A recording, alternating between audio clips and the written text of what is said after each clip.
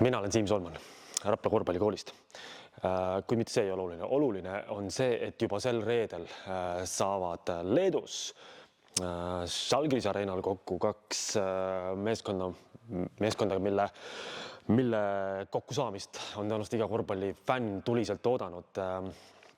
Žalgiris versus Baskonia.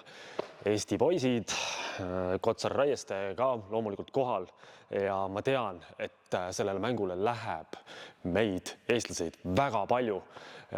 Ja minu mõte ja mure sellega seoses on see pigem ettepanek, et kõik fännid, kes te sinna lähete, palun tehke ennast nähtavaks, võtke kaasa Eesti lipud, kõik võimalikud Eesti temaatilised maalingud, särgid, pluusid, mis iganes, kõik, mis teeks teid natuke rohkem nähtavaks, sest tulen ka ise kohale, tuleme siit samast korvpallikoolist ka seltskonnaga ja minu soov, plaan ja mõte on saada need Eesti fännid kuidagi vähemalt mingis ulatuses pildile, et teha sellest üks äge galerii.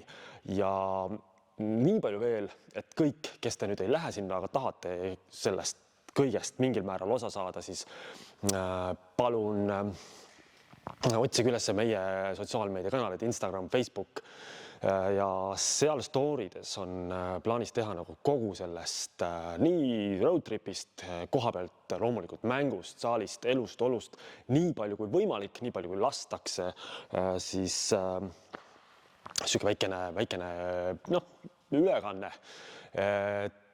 Ja see ei ole veel kõik. Kui oled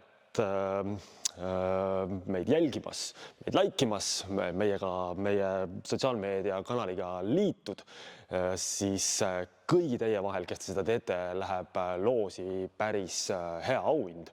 Ehk siis esiteks on võimalik sul võita Eesti koondise särk, millele saad lasta selja peale siis, kuidas vastavalt soovile, kas enda nime või mõne, ma ei tea, koondise mängija nime, kas või oma vanaema nime, kui see sulle sinna sobib.